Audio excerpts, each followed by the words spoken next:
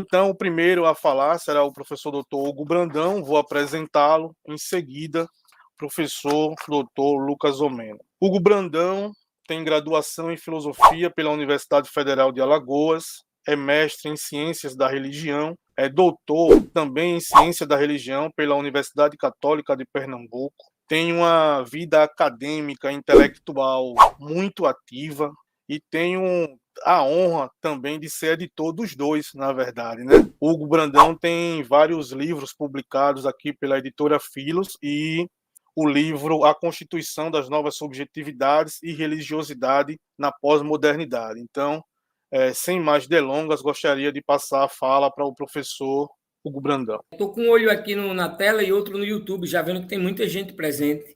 Magno Francisco, parceiro de sempre, boa noite. É uma honra tê-lo aqui, é uma honra poder estar no mesmo evento que você. Parceiro leal por aqui, Alex Mendes, o Dalpra, desculpa, Juliana, enfim. Boa noite a todas e todos. Boa noite, Franklin, boa noite, Lucas. Lucas, é uma honra estar com você aqui, dividindo esse momento de palestras. Eu já quero antecipar para vocês, para não correr o risco de esquecer, que eu e o Lucas temos um curso que vai começar a partir desse sábado agora, gratuito, um curso sobre Heidegger e Nietzsche. Então, deixa o convite aqui, depois eu vou botar o link do curso. Não vou falar muito aqui para não me alongar, mas já faço o merchanzinho do curso, e é gratuito, viu? Um curso gratuito. Então, aqueles que se interessarem em aprofundar um pouco os estudos no Heidegger e no Nietzsche, comigo e com o professor Dr. Lucas Omena, fica o convite aqui. Bom, então, pessoal, primeiro eu quero me desculpar, porque eu estou com dengue, tomei uma dipirona, a febre baixou, estou até mais animadinho aqui. Sou TDAH também, tomo remédio para TDAH e tomei remédio psicoestimulante, me animei um pouquinho, quase não venho para essa palestra, fiquei até com medo de não conseguir palestrar, mas não podia deixar a Filos na mão, né? A editora Filos, a qual eu me orgulho muito de ter publicado os meus livros, só um livro meu, dos 16 livros que não é da Filos, todos os outros eu publiquei pela Filos, inclusive já faço um merchanzinho agora também, está gratuito, vocês podem baixar um livro sobre minha organização, mas é um livro de produção coletiva do NERES, né, que é o Núcleo de Estudos da Religião na Educação e na Sociedade. Lucas Omena, Dr. Lucas Omena, que está palestrando aqui, também tem um capítulo do livro, é um livro publicado pela Filos, é o último lançamento da Filos. Então, repito, reforço, me orgulho muito de ter essa parceria com a editora e não poderia deixar a editora na mão, vocês na mão que estão presentes. Então, vim aqui, mas estou a pulso, estou bem debilitado e se eu não conseguir ficar até o final, o remédio for passando o efeito, eu peço desculpa a todos e todas. Mas vamos lá, vamos tentar falar um pouco do Nietzsche, da pós-modernidade, o que é que tem a ver Nietzsche com pós-modernidade. O Nietzsche é um dos maiores, se não, na minha concepção, do ponto de vista filosófico, um dos maiores, na minha concepção, o maior filósofo da contemporaneidade. Lógico, isso é muito de características particulares de cada professor de filosofia, estudante de filosofia. Eu considero Nietzsche um dos grandes, ou para mim o maior. E aí, junto ali com Marx, com o próprio Heidegger. E o segundo italiano, Gianni Vattimo, a pós-modernidade inicia-se com Nietzsche. Então, já dou o corte aqui, já vou direto ao ponto, para não ter muito arrodeio, sobretudo porque eu estou com pouco tempo. Segundo Vattimo, a pós-modernidade começa com Nietzsche. Então, gera uma discussão complexa, uma discussão que precisa ser aprofundada, porque a pós-modernidade já é difícil de ser aceita dentro da academia. Para fazer o meu doutorado de discutir no pós-modernidade, eu tive que enfrentar muitas críticas. E não tenho problema com críticas quanto à pós-modernidade. Até porque eu também sou um crítico da pós-modernidade, mas não deixo de reconhecê-la como uma condição atual. Há uma interpretação equivocada quando a gente fala em pós-modernidade, porque quem estuda pós-modernidade não é ou precisa ser considerado pós-moderno. Pós-moderno não é uma ideologia, digamos assim, a ser, a se posicionar. Pós-modernidade é uma condição sócio-histórica, uma condição cultural, e é essa condição que nós queremos apresentar, que nós queremos discutir. Porque nós entendemos que a modernidade, ou o conceito de modernidade, já não cabe mais para caracterizar as diversas transformações ou nuances ou características que nós vivenciamos dentro da contemporaneidade, no momento atual. Deixa eu só tirar aqui a minha câmera, porque se eu ficar me vendo com essas... Eu sou TDAH. Aí está passando aqui a câmera do Franklin, a minha câmera eu fico vendo, eu vou minimizar aqui, senão eu me perco todinho. Difícil ter foco. Obrigado, Franklin. Mas eu vou minimizar para não ter problema. Voltando, deixa eu tentar me reconciliar aqui com a minha linha de raciocínio. O Vattimo afirma que o Nietzsche, ou com o Nietzsche, com a filosofia do Nietzsche, inicia-se a pós-modernidade. Daqui a pouco eu volto para esse recorte. Mas então o que é a tal da pós-modernidade? Por que ela não é aceita na academia por muitos? Porque para muitos ela sequer existe, porque muitos são críticos da pós-modernidade. E já abro parênteses e me coloco também como um crítico da pós-modernidade. Então eu não falo da pós-modernidade com regozijo, não falo da pós-modernidade como algo benéfico. O Vattimo faz isso. O Vattimo, que fala que a pós-modernidade começa com Nietzsche, e eu concordo com ele, ele acha que a pós-modernidade é um momento ímpar na história da condição humana para que nós possamos superar, transvalorar os valores, como Nietzsche falou. Ele bebe muito na filosofia do Nietzsche. Mas, onde eu tinha parado, quando eu teve problemas na Câmara, é o seguinte: não é ser pós-moderno, é estudar a pós-modernidade. Então, eu não me auto-intitulo como pós-moderno, já quero deixar isso muito claro. Mas estudo a pós-modernidade e a defendo como condição socio-histórica, como características marcantes que delimitam esse ser, esse indivíduo, esse sujeito, que nós chamamos de sujeitos pós-modernos, cheios de características próprias que não são mais aquelas características advindas da modernidade. E, para isso, eu bebo no Bauman. O Bauman entende a pós-modernidade não como uma ruptura com a modernidade, não como o sepultamento da modernidade, não como o fim da modernidade, e sim como a sua continuação. E aí eu podia usar vários teóricos aqui, mas eu não vou me estender muito sobre pós-modernidade, mas para alguns a pós-modernidade é o rompimento com a modernidade. O Bauman não entende assim, e eu também não entendo assim. Eu entendo que nós vivemos dentro da modernidade ainda, mas também dentro dessa modernidade sobre uma condição pós-moderna, que se entrelaçam. Não é que o indivíduo, o sujeito contemporâneo, tenha largado todas as características da modernidade, como, por exemplo, o racionalismo, o antropocentrismo.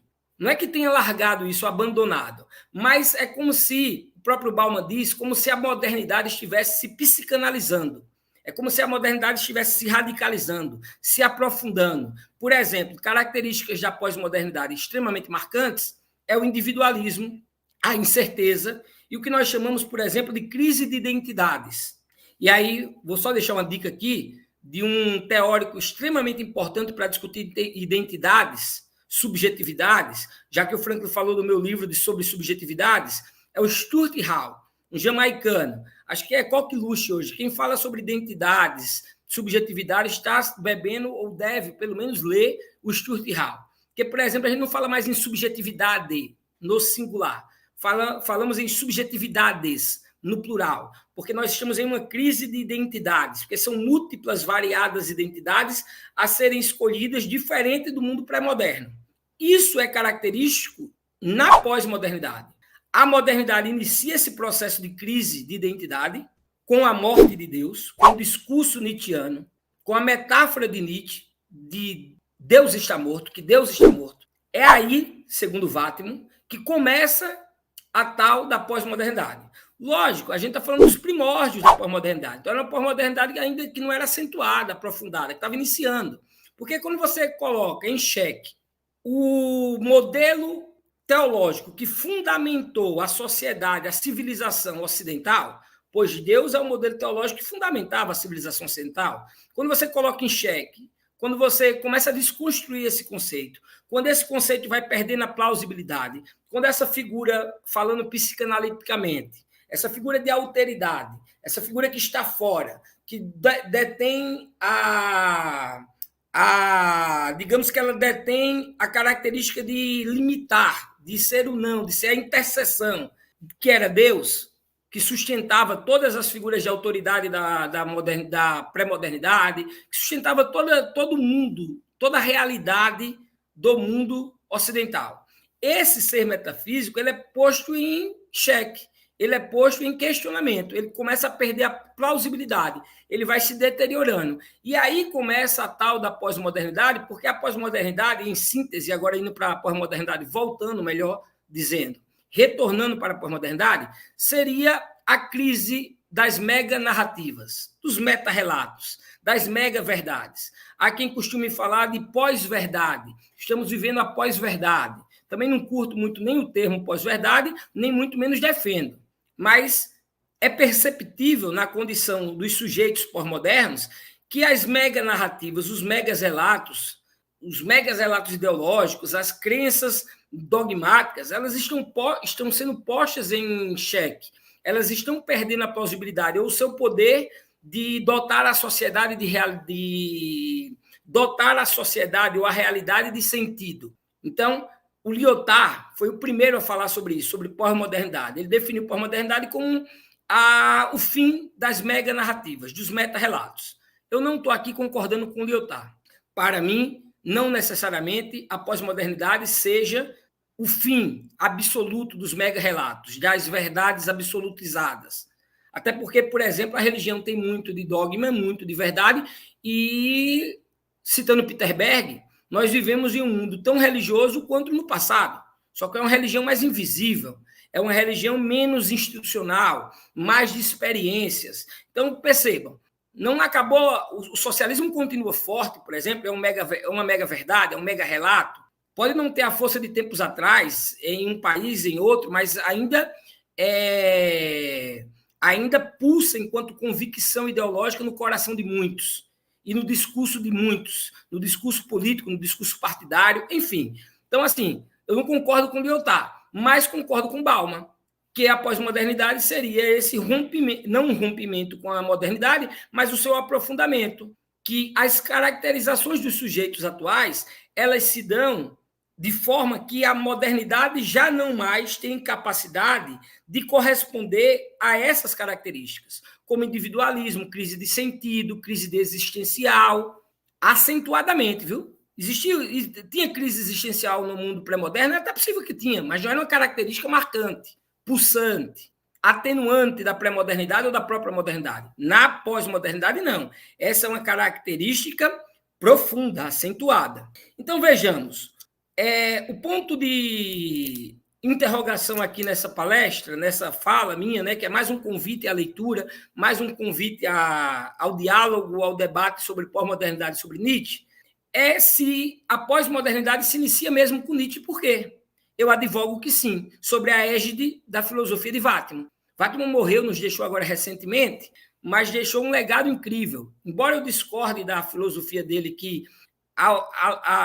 alça a pós-modernidade a algo extremamente positivo, um momento de mudanças, de rupturas e mudanças para melhor, eu entendo que não necessariamente, e que mais que, de fato, ela inicia-se com Nietzsche, com o discurso da morte de Deus. Porque o discurso da morte de Deus de Nietzsche está longe de ser um discurso ateísta. Eu tenho falado isso insistentemente, que o discurso da morte de Deus espanta muitos intelectuais, espanta o cidadão mais comum, a pessoa, os que têm a filosofia como um conhecimento um pouco mais distante, espanta um pouco porque acha que é um discurso ateísta, etc. O discurso de Nietzsche da morte de Deus não tem absolutamente nada de ateísta, ou pelo menos ele não tinha como pretensão fazer um discurso ateísta. O que ele estava fazendo, isso é importante para essa fala, era uma constatação sócio-histórica. Deixa eu ver o meu tempo, ainda não marquei. Era uma constatação sócio-histórica. Ele olhou para a sociedade do seu tempo, olhou para aquele momento histórico, e como ele mesmo dizia e se auto-intitulava, ele é um extemporâneo, ele está para além do seu tempo, e nisso Nietzsche tinha razão. A filosofia do Nietzsche não está para o tempo dele, como a de boa parte dos filósofos, ela estava para os que estavam por vir. O Nietzsche, em vida, vendeu aí 250 livros, digamos assim. Depois se tornou um dos filósofos mais pop da história. Acho que o Nietzsche ficou até tão pop que até estraga um pouco as discussões filosóficas que devem ser mais bem elaboradas e aprofundadas sobre ele. Como, por exemplo, sobre a morte de Deus, que não é um discurso ateísta, é uma constatação sócio-histórica. Nietzsche observa a sociedade de sua época e diz o seguinte: olhe, Deus está morto e nós o matamos. Por quê? Porque com o advento da ciência e da tecnologia, com a expansão da ciência e da tecnologia, os cidadãos mais comuns, os indivíduos melhores, os sujeitos da modernidade, eles passaram a representar as suas realidades, a significar o seu mundo, a dar sentido às suas existências, ou melhor, a responder, porque dar sentido à sua existência não tanto, porque vai ter uma crise de sentido, uma crise existencial, então, perdoem, faço essa correção antecipadamente, tira essa parte do dar sentido à vida, mas bota como dar sentido à realidade, significar a sua realidade. As pessoas significavam a realidade, o real, a partir desse fundamento último que era Deus, desse modelo teológico, judaico-cristão. Agora, elas passam, com a morte de Deus, a dar respostas às suas vidas, ao seu cotidiano, dar significado às suas realidades a partir da ciência e da tecnologia, sobretudo da ciência. Passam a responder às suas realidades, às questões das suas realidades, do seu cotidiano, a partir da ciência e não mais a partir desse fundamento último, desse fundamento metafísico. Então, a morte de Deus seria também a morte da metafísica, ali iniciada ou inaugurada por Nietzsche.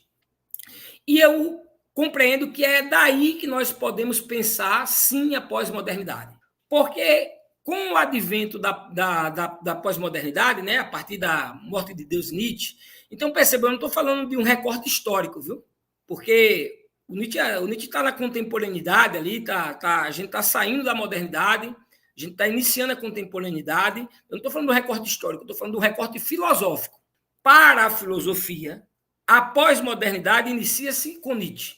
Ela é inaugurada com Nietzsche. É isso. O que está posto é isso. Para a filosofia. Porque quando esse fundamento último é questionado, ou melhor, ele é morto, Deus é morto, com a morte de Deus, perde sentido, encadeia tudo o que significava ou fundamentava a realidade pré-moderna e moderna. Percebam, por exemplo, a figura de autoridade. Nós tivemos uma palestra agora recente, está no nosso YouTube, do Neres, com o professor Sérgio Doutes, e ele dizia o seguinte, e ele fez inclusive referência à minha tese de doutorado, e é com muito orgulho que eu faço a referência à fala dele, porque ele dizia o seguinte, que perde a autoridade todas as figuras de poder quando Deus morre, só para dar um exemplo, para exemplificar. Ora, o rei tinha poder por causa de Deus, a igreja na Idade Média tinha poder por causa de Deus, a burguesia tem poder por causa de Deus, um Deus que permite o acúmulo de capital ali com o calvinismo, Bachelet Weber, por exemplo.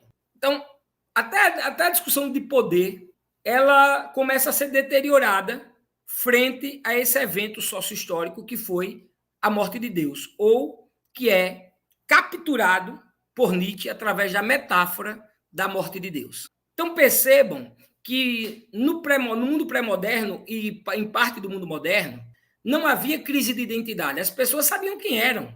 Sabia sua raça, sua religião, sua condição sexual, seu gênero, tinha respostas para a sua existência. É o que o Bauman falava de segurança. Tinha segurança, mas não tinha liberdade.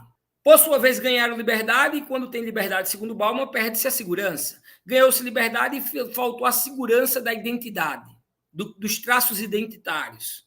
Raça, gênero, ou condição sexual, para alguns opção, acho que é um erro falar em opção sexual. O que é que lhe define? Essa pergunta não era uma pergunta pré-moderna e moderna. O que me define quem sou, por que estou no mundo, é uma pergunta pós-moderna. E o que me identifica, o que me caracteriza, a minha identidade, é uma pergunta extremamente complexa do ponto de vista pós-moderno, porque você tem várias ou múltiplas identidades que lhe identificam, que constroem ou lhe caracterizam. E nessa crise de identidades, nós temos aí, portanto, uma das mais sublimes caracterizações da pós-modernidade. Por isso que, sem sombra de dúvidas, essa é uma das questões, tem várias outras que, infelizmente, aqui não dá para aprofundar.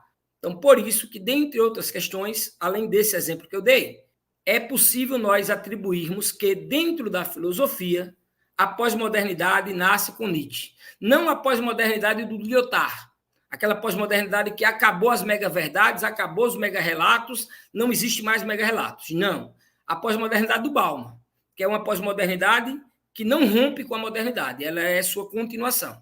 Então, acho que finalizo por aqui, vou privilegiar mais o debate, o momento em que vocês vão fazer perguntas, espero que tenham perguntas para mim, perguntas desse tema, que é um tema tão complexo, né? Um tema que traz diversas questões, diversos problemas, e já vi aqui que tem um monte de textos aqui, e espero que vocês tenham gostado da minha fala, do que eu trouxe, da proposta da discussão, que é Nietzsche e pós-modernidade, né? É bem complicado você falar do Nietzsche pós-modernidade. Eu desafio alguém aqui que já viu alguma discussão do Nietzsche de pós-modernidade. É muito difícil, porque o Nietzsche não é considerado um pós-moderno. E nem eu estou dizendo aqui que ele é pós-moderno. Alto lá. O Nietzsche não é pós-moderno. Inaugura-se a pós-modernidade com a metáfora da morte de Deus proclamada por Nietzsche. É isso que está posto por Vátimo, por exemplo, é isso que eu defendo. Eu acho que com mais propriedade, mais profundamente do que o Vátimo, sei que estou sendo arrogante e um pouco ousado aqui, mas é o que as minhas pesquisas indicam e é o que eu trago nas minhas pesquisas e nos livros que publiquei. Obrigado a todas e todos e fico aguardando as perguntas. Muito obrigado, Hugo. Foi uma fala muito instigante. Tenho certeza que temos várias questões aqui, porque esse tema realmente nos implica, né, a ver um novo olhar, diversos temas, sobretudo quem tem estudado filosofia medieval e filosofia moderna, quando chega com Nietzsche, realmente exige-se uma nova leitura. Tenho certeza que vamos ter algumas questões aqui, pelo menos eu tenho algumas, mas vou inicialmente privilegiar o chat. Então, acho que a primeira aqui é a do Alex, né? O Alex, aliás, tem o Marcos Aurélio, deixa eu procurar aqui a do Alex, eu vi que essa foi a primeira, foi para o Hugo. Uma pergunta ao professor Hugo, o Alex Mendes. Em Assim Falou Zaratustra, Nietzsche escreveu sobre o Ubermensch, ou super-homem. Qual a relação do Ubermensch com o próximo passo no desenvolvimento da humanidade? Essa foi a pergunta do Alex Mendes. Aí temos uma colocação aqui, apenas uma colocação. O que o ser humano imagina de Deus está errado. Religião e ciência são apenas faces de um mesmo objeto, totalmente necessárias. Não foi uma pergunta. Em seguida, temos aqui o Marco Aurélio, que é uma outra pergunta. De que forma as críticas de Nietzsche à verdade e à moralidade se alinham com o conceito de modernidade líquida, de Bauman, especialmente no que diz respeito à instabilidade das normas sociais? Então, essa é a segunda pergunta. O Alex... Volta aí, Frank, por favor. Só um o minuto. O Alex parabeniza pela excelente reflexão. Eu vou voltar aqui. E a Juliana tem duas perguntas. Primeiro, ela coloca: boa noite, gostaria de parabenizar pelo evento. Aproveito a oportunidade para fazer duas perguntas ao doutor Hugo Brandão. Vou fazer logo as duas. Quer responder essas duas primeiro, Hugo? Depois as outras? É melhor, cara, né? Tá, então vamos para essas. As três. Eu estava fazendo anotações aqui para tentar responder em 4 minutos a primeira pergunta do, acho que é Alex, pior que ele saiu da sala, eu vi quando ele deu um tchau aqui. Foi, eu vou botar ela na tela com a pergunta. Mas eu vou colocar, vou me empenhar aqui, porque ele assiste a gravada depois. Bota lá na tela, deixa eu ir para a tela que eu fico dando uma olhada. Tá na tela já. Tá na tela? Ah, porque eu estou no YouTube. Beleza, estou vendo agora. Então, Alex, vou tentar aqui o que eu me proponho, o que eu me propus a estudar do Nietzsche, embora eu sou um estudioso do Nietzsche, foi mais especificamente o discurso da morte de Deus. Não que eu não discuta os outros conceitos de Nietzsche, né, que são importantes e caros para qualquer obra filosófica que se pretenda falar do Nietzsche, como transvaloração dos valores, o super-homem, Amor Fati, dentre outros. Mas, por exemplo, não dá para falar do Nietzsche enquanto desenvolvimentista. Não tem na obra dele esse aspecto desenvolvimentista, esse pensar a humanidade em progresso, eu ouso dizer que a filosofia do Nietzsche, embora seja extemporânea, seja para o futuro, para aqueles que vêm, que estão por vir ainda, não é do ponto de vista de um progresso da humanidade, ou de um progresso de um progresso da história. Então, assim, não sei como é que eu conseguiria falar do super-homem, a gente admitir uma perspectiva de desenvolvimento da humanidade. Mas de desenvolvimento individual e de consciência, sim. É possível pensar o super-homem a partir de uma proposta de desenvolvimento de consciência, mas não de desenvolvimento da humanidade. E aí eu diria que essa relação com esse desenvolvimento da humanidade, do Nietzsche, vou tentar relacionar, pelo menos pegando 3 princípios assim da teoria do Nietzsche. A perspectiva de superação dos valores tradicionais, que é transvalorar os valores. Então, só é possível pensar, se é que é para pensar em desenvolvimento da humanidade, a partir do super-homem de Nietzsche, se a gente pensar em transvalorar os valores, superar os valores tradicionais, os valores existentes e conseguirmos construir novos valores. E aí o Vacuum, por exemplo, ele parabeniza, sauda, né, a pós-modernidade como essa fase da condição humana que é possível isso, que é possível nós nos despirmos dos valores tradicionais e prosseguirmos para valores mais bem elaborados, né, de mais alta expressão. Então, eu diria que essa é uma proposta. Superação dos valores tradicionais do Nietzsche pode correlacionar o super-homem com o desenvolvimento da humanidade. Eu diria ainda autodeterminação no super-homem. Pode ser o Homo Fati também, ou pode ser o eterno retorno, 2 conceitos próprios de Nietzsche. Esse se afirmar, se autoafirmar mediante o que a vida fez de mim, eu diria que é um princípio com mais de consciência do que pensando no coletivo, pensando na humanidade, mas advertiria que é possível pensar o super-homem, esse ser que se autoafirma, esse indivíduo que se autoafirma, numa perspectiva de desenvolvimento da humanidade. E, por fim, a ideia do Nietzsche de rejeição do ressentimento e da moralidade de rebanho. Aí vai uma crítica dura do Nietzsche ao cristianismo, à moral cristã. Para o Nietzsche, até teve uma pergunta aí que vai vir depois, para o Nietzsche, o cristianismo é uma religião do ressentimento. Mas não o cristianismo necessariamente de Jesus, viu, galera? O Nietzsche coloca Jesus como espírito livre, como uma moral aristocrática. Jesus não era espírito de escravo, não, segundo Nietzsche. O problema do Nietzsche com o cristianismo é o cristianismo paulino, o cristianismo que se sucedeu depois de Cristo, que é um cristianismo do ressentimento, dessa moralidade de rebanho, o platonismo das massas. Então, pensar o super-homem é pensar essa rejeição a esse cristianismo do ressentimento, a esse ressentimento que moldou a cultura ocidental. Pensar o super-homem Nietzsche também é pensar a rejeição a essa moralidade de rebanho, a esse platonismo das massas. É como eu penso em responder essa questão. Se você estivesse presente, eu poderia dialogar mais. Pode colocar outra questão, Franklin, por favor? Franklin. Zaratustra, né? Escrever... Não, isso. Nietzsche Bauman, conseguir conectar Nietzsche a Bauman, a moral foi essa, não foi da proposta de Nietzsche, a criação de novos valores e relativismo pós-moderno. Não, que rejeita a estabilidade de qualquer estrutura de valores. Desculpa. Perdão, pessoal, estou com dengue, novos valores e o relativismo da pós-moderno. Primeiro, a gente tem que perguntar esse relativismo pós-moderno, a partir da noção de pós-modernidade de quem? Porque, por exemplo, no Bauman, ele não fala de relativismo. Muito pelo contrário. O Bauman fala de uma modernidade na sua maturidade. O próprio Nietzsche, Marco, ele disse que uma sociedade não sobrevive sem valores. Ele adverte para a necessidade de valores, só que não valores dos ressentidos, não valores dos escravos, não valores dos fracos, não os valores de rebanho, valores aristocráticos. É muito difícil fazer essa leitura do Nietzsche, porque se você não tiver a medida certa, você descamba para um entendimento de uma arrogância extrema em uma proposta filosófica, que não é uma proposta filosófica de aristocracia do ponto de vista dos melhores, ou do ponto de vista econômico, político, não.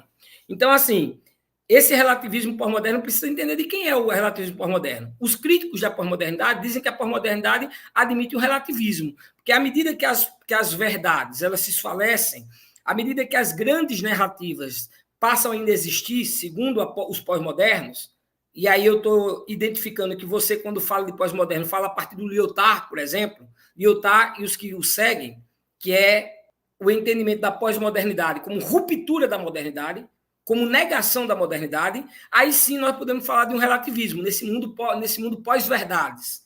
Mas a partir da leitura que eu faço do Palma, Lipedovskis e dentre outros, não. Olha, o próprio Habermas, lógico, o Habermas não fala em modernidade, você vai ter uma ideia, em pós-modernidade, desculpa, mas ele fala uma modernidade radicalizada. Então, mesmo nele, assim, é possível perceber uma pós-modernidade que não seja a partir de um relativismo, que rejeita qualquer estrutura de valores. Então, por exemplo, eu desconheço qual a ideia de pós-modernidade no Bauman, que busque, por exemplo, que discuta, por exemplo, essa estabilidade de estrutura de valores. Mas, para conectar com Nietzsche, assim, finalizar, eu estou tentando fazer aqui uma costura teórica, é possível, sim, pensar a transvaloração dos valores no Nietzsche, nesse momento histórico de paradigmático no qual as verdades estão se esfacelando. É possível pensarmos em criarmos novas verdades, novos modelos morais, uma nova estrutura de valores. É sim possível, muito possível. E tem quem faz isso, ou quem fez, né? Porque faleceu recentemente, eu ainda não me acostumei a falar dele no passado, que é o Vattimo. O Vattimo fala que, por exemplo, da perspectiva cristã, na perspectiva política, na perspectiva de valores morais, é possível agora aproveitar a pós-modernidade, por isso que ele vê a pós-modernidade como algo benéfico. Eu, pessoalmente, não. Não tenho tempo para falar aqui, mas eu não vejo a pós-modernidade como algo tão bom assim. Mas ele vê como algo bom, muito em função da sua fala, nessa perspectiva. Nessa perspectiva pós-moderna, onde as verdades estão sendo questionadas, onde há estabilidade de qualquer estrutura de valores, é importante e é legal isso é benéfico, porque nós podemos pensar e revalorar as coisas, a realidade, as normas, a moralidade. Isso é do Nietzsche que o Vattimo bebe e faz esse discurso pós-moderno. Espero ter conseguido responder. Me perdoe o tempo, Frank, porque as perguntas são bem complexas. Marco Aurélio tem uma pergunta aqui ainda, tá? Daqui a pouco eu vou fazer a pergunta do Marco Aurélio para o Hugo. Também vi aqui o professor, deixa eu ver onde ele está aqui, professor José Ivanilson Barbalho, nosso amigo também, foi diretor aqui da EduFal, professor da Universidade Federal de Alagoas. Então, sejam todos muito bem-vindos aqui. E vou continuar com as perguntas, né? Quem quiser, pessoal, manda suas perguntas, tá bom? Magno colocou aqui, excelente evento, parabéns a Filos, parabéns William, Hugo e Lucas, obrigado, Magno. João Batista aqui de Aracaju, participando da UFES em Aracaju, valeu, João Batista. Hugo, eu vou fazer duas perguntas minhas e depois a gente coloca o chat novamente. A primeira que eu vou fazer é o seguinte, Nietzsche vai ver a morte de Deus como uma crise ou como uma oportunidade? Ou podemos considerar as duas coisas? É uma crise, também é uma oportunidade. E como essa perspectiva vai influenciar a possibilidade da construção de novos valores? A outra pergunta que eu faço é: Deus, você disse, é o que sustenta toda a estrutura da sociedade. Você citou, claro que no período, até um período medieval, né? Não sei se você citou também na modernidade. Você citou como exemplo a noção de poder, por exemplo. Deus sustenta esse poder, o rei, a igreja, seja lá o que for. E aí a sua tese é: com a morte de Deus, nós ressignificamos Deus. Essa é a sua tese. A minha pergunta é: nós o ressignificamos em quê? Em que é que ele agora aparece? É na cultura? É na estética? Onde é que ele aparece agora como essa ressignificação? Obrigado pela pergunta, Frank. Cara, eu estou com uns calafrios, eu já estava mandando uma mensagem aqui que ia sair, mas vou responder essas perguntas e já aproveito e respondo da Juliana, que foi a mesma. Uma das perguntas, Juliana sempre nos acompanha. Um beijo, Juliana, um fraterno abraço. Ela pergunta se a morte de Deus, Frank, assim como você, é uma crise ou uma oportunidade. Vejam, eu gostaria muito que, a partir da minha fala, ou pelo menos que a interpretação da minha fala, ficasse registrado que a metáfora da morte de Deus, proclamada por Nietzsche, ela é, antes de tudo, uma constatação sócio-histórica. O Nietzsche não está fazendo previsão, não previsionismo. O Nietzsche está constatando algo que está acontecendo. A humanidade, os indivíduos, os sujeitos, como queiram chamar, estavam cada vez mais deixando de explicar suas realidades a partir de Deus e explicando o seu cotidiano, as suas realidades, as perguntas a partir da ciência, a partir da tecnologia. Então, Deus estava ficando pormenorizado, deteriorizado, perdendo a plausibilidade. Então, antes de mais nada, não é uma previsão que o Nietzsche está lançando. O Nietzsche está constatando algo de difícil constatação para a época dele. Hoje é muito fácil falar Deus está morto. Lembrando o que eu expliquei do Deus está morto no início dessa palestra, né, dessa minha fala. Então, veja, para o Nietzsche não se trata de uma crise ou de uma oportunidade. Se trata de uma constatação, de algo que está posto, que está acontecendo. Mas eu advogaria o seguinte: se eu tivesse uma procuração para falar no nome do Nietzsche, porque ele não chegou, a partir do discurso da morte de Deus, a atribuir se isso seria bom ou ruim, dá para a gente fazer algumas reflexões. Por exemplo, o Nietzsche vai dizer, olha, morreu Deus, e aí? O que é que fica? Desse ponto de vista, dá para presumir que para Nietzsche é uma crise. Não que Nietzsche queira esse Deus metafísico, não, viu? Muito pelo contrário. Mas do ponto de vista que vai ter uma ausência, um vácuo de representação. A minha pegada da minha tese, já que você falou da minha tese, Franklin, e dos meus livros, mais propriamente dito, é psicanalítica. Do ponto de vista psicanalítico, isso traz diversas implicações, impactos, que vão ser expostos, explanados e trazerem impactos para a sociedade, aí nas artes, na cultura, na ideia de Deus, na ideia de ética, do que é certo, o que é errado, justo, injusto, na própria ideia de epistemologia. Mas retomando, matou Deus, nós estamos preparados para esse sepultamento? Segundo Nietzsche, não. E o Nietzsche se preocupa com esse vácuo agora, porque você falou da ideia da Idade Média aí, eu coloco até a modernidade. Durante a modernidade, ainda, Deus era ou foi o fundamento da sociedade ocidental. Hoje, mesmo vivendo numa pós-modernidade, numa condição pós-moderna, que não atinge tudo e a todos da mesma forma e na mesma intensidade, vale salientar isso, porque essas falas de pouco tempo vão deixar lacunas, isso aqui não é um curso. E algumas lacunas, infelizmente, a gente não vai poder preencher. Por exemplo, que a pós-modernidade não é algo que alcança tudo e todos ao mesmo tempo e na mesma intensidade. Isso é extremamente importante, eu não tinha falado na fala anterior.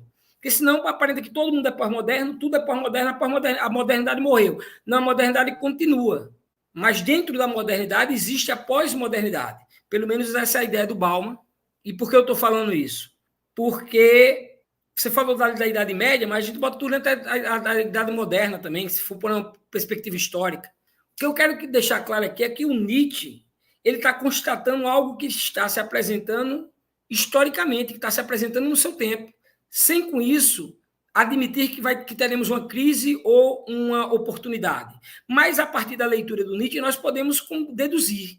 Quando, por exemplo, o Nietzsche diz que será que estamos prontos para o sepultamento desse Deus?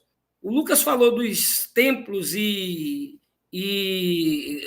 parafraseando Nietzsche, o Nietzsche diz que os templos estarem vazios não significa necessariamente que não exista Deus.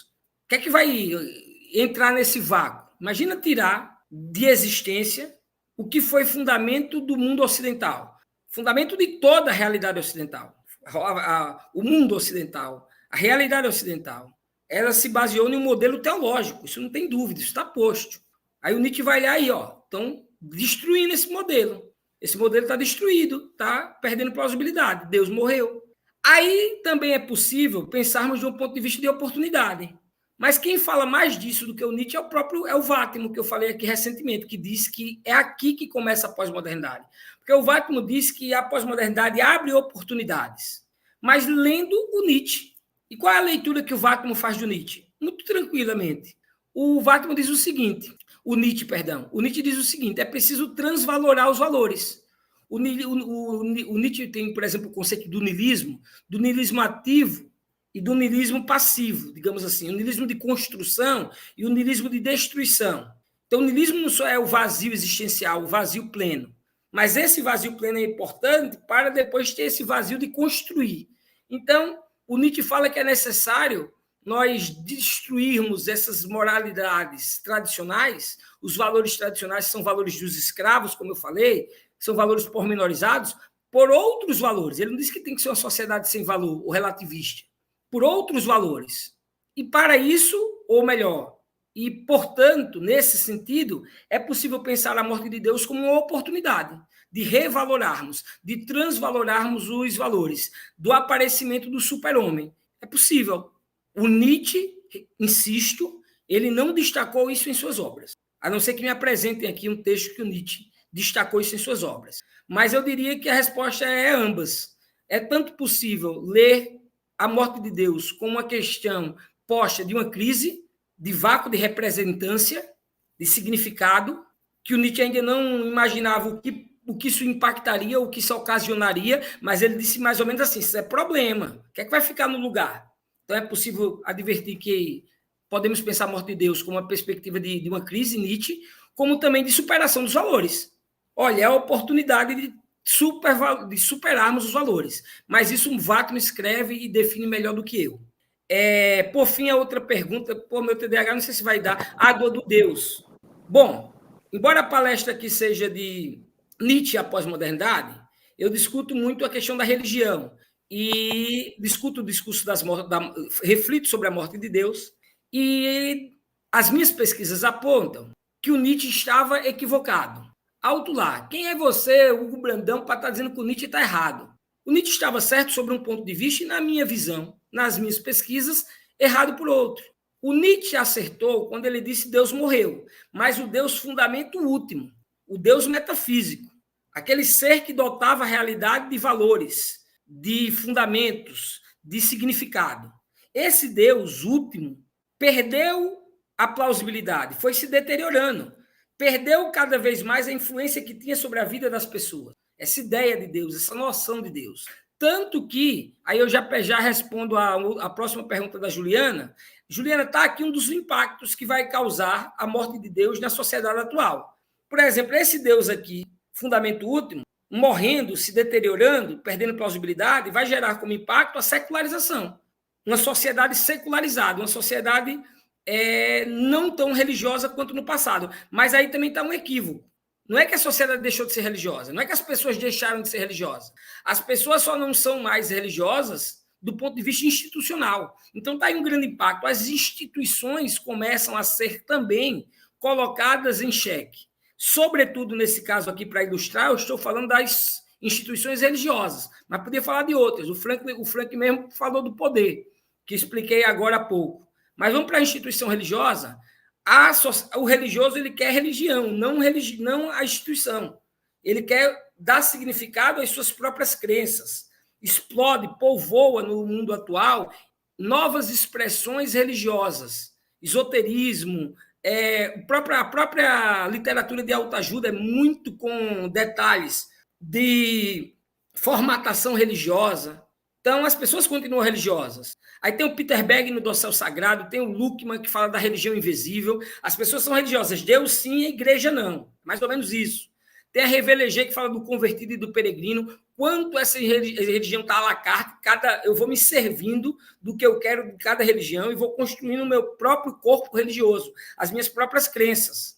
É uma religião extremamente subjetivizada, individualizada. E aí eu queria dar um mergulho aqui com vocês na psicanálise. Eu espero que eu seja convidado, Frank, depois para falar sobre isso, e aí mergulhar na psicanálise, mas eu não vou porque a gente não tem tempo. Retomo um pouquinho para a análise filosófica e digo o seguinte: esse Deus que você me perguntou, que existe hoje, é um Deus ressignificado. Segundo Nietzsche, ou os mestres já suspeitam, a religião tenderia a desaparecer. Em Freud, em Marx e em Nietzsche. 3 gênios merecem ser lidos, devem ser lidos. Mas eu vou falar especialmente do Nietzsche. A religião estava fadada ao fracasso, Deus havia morrido, e isso ele constatou lá ainda na modernidade. Nietzsche é contemporâneo, viu? Estou dizendo a modernidade enquanto expressão filosófica. Então, tá certo. O Deus fundamento último morreu. Só que e o Deus que persiste hoje? As pessoas continuam acreditando em Deus ou deuses. Há a persistência dos deuses. Tem um livrinho do Eduardo Cruz. Fenomenal. Persistência dos deuses. Eduardo Cruz. Vale muito a pena ser lido. A religião persistiu. Deus persistiu. Deus continua existindo. O ideal de Deus. Mas que Deus é esse? Pergunta o Frank. É um Deus ressignificado. Mas ressignificado em quê? É um Deus subserviente. Para concluir. É um Deus subserviente. É um Deus serviçal. É um Deus a serviço do interesse de gozo pleno. Gozo é um conceito psicanalítico. Deixa eu ver como é que eu explico sem ser o gozo. Do interesse particular, para não falar de gozo pleno, porque eu não vou ter tempo de explicar o conceito psicanalítico, mas os indivíduos querem preencher suas realidades de significado. Deus morreu, as identidades se deterioraram, ficaram múltiplas. Nesse mundo de busca de sentidos, vou buscar sentido nesse mundo de crenças apartadas de instituição, cria-se um Deus individualizado. Melhor, um Deus personalizado. É a palavra. Um Deus que responda às necessidades do fiel. Então, não é aquele Deus alteridade, aquele que está de fora, fundamento último, detentor de onipotência, onipresença, onisciência. Não, agora é um Deus para fazer milagres, é um Deus milagreiro, é um Deus do evangelho da prosperidade. Infelizmente, é um Deus que vende muito para tipos como Malafaia, de Macedo e tantos outros. Me perdoem aqui se estiver atribuindo algo negativo à religião de alguns, mas não tem como não falar. O evangelho da prosperidade é esse Deus que nos serve mais, que é um Deus de mercado. Então, é um Deus vendível. E como é que a gente fundamenta isso teoricamente? A último censo do IBGE. O crescimento absurdo a título de Brasil. A título de América Latina fica muito fácil fazer esse debate também. A título de Brasil, houve um crescimento absurdo do neopentecostalismo, sobretudo a partir do evangelho da prosperidade. Espero ter respondido. Como falta muito pouco tempo e o meu tempo já se foi, eu finalizo por aqui. Acho que consegui responder.